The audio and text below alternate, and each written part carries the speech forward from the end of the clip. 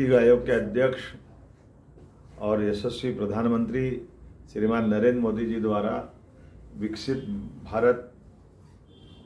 विकसित प्रदेश, अब पूरे देश के लिए नीति आयोग की जो बैठक ली गई है, अभी तक के सारे रिकॉर्ड टूटे हैं। सर्वाधिक उपस्थिति, सभी राज्यों का प्रतिनिधित्व यूनियन टेरिटरीज लगा के स्वतंत्र रूप से सभी राज्यों ने अपनी अपनी बात रखते हुए माननीय प्रधानमंत्री जी को सर्वप्रथम ऑपरेशन सिंदूर पाकिस्तान के खिलाफ हमारी सेना ने जो अभियान चलाया है उसका आभार भी माना, बधाई भी दी। और जिस प्रकार का वातावरण बना है, ये आधुनिक टेक्नोलॉजी से सबसे कम समय में दुश्मन को घर में घुस के मारना, ये बहुत बड़ा पराक्रम है। मैं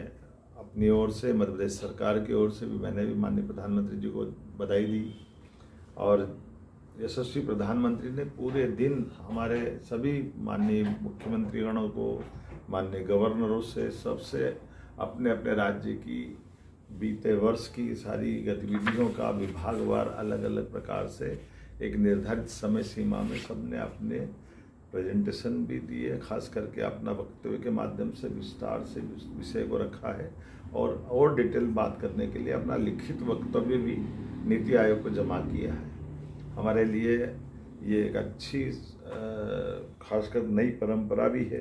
जब आपस में कोई कंट्रोवर्सी भी नहीं हुई और सबने बोलने की स्वतंत्रता के आधार पर ये संकल्प लिया कि 2047 तक यशस्वी प्रधानमंत्री ने जिस प्रकार से रोड मैप दिया है कि 2047 तक भारत के 30 ट्रिलियन डॉलर की अपनी अर्थव्यवस्था बनेगी। ऐसे में अपने अपने राज्य भी अपना योगदान तय करें, उनका प्लान बने, सभी विभागों की दृष्टि से वो कैसे बढ़ सकते हैं। फिर सब जन कल्याणकारी योजनाएं जो गरीब से गरीब वर्ग के लिए भी हो, आदिवासी हो, युवा हो, महिला हो, और ख़ास करके मेड इन इंडिया के बारे में, स्वदेशी के बारे में, अपनी सुव्यवस्था के बारे में, जन कल्याणकारी नीतियों के बारे में, हेल्थ से लगा करके सभी सेक्टर में अपने भारत की प्रगति और आगे बढ़े। और ख़ास करके अब जैसे हम जान रहे हैं कि 2025 अप्रैल से ही ये भारत चौथी अर्थव्यवस्था के रूप में जाना जा रहा है। हमने जापान को पीछे छोड़कर माननीय प्रधानमंत्री जी के नेतृत्व में उनने शपथ ली, तब 11वें नंबर पे भारत था। आज हम चौथे नंबर पे आए और हो सकता है टेन्योर पूरा होते होते हम तीसरे नंबर पे पहुँचे।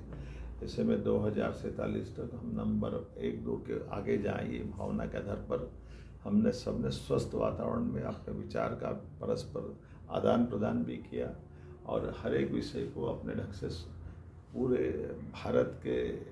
लघु रूप था एक तरह से हमारे उस भारत मंडपम में, जिसमें हर राज्य की अपनी प्रगति की अच्छी अच्छी जानकारियाँ जुटाकर आपस में शेयर की गई।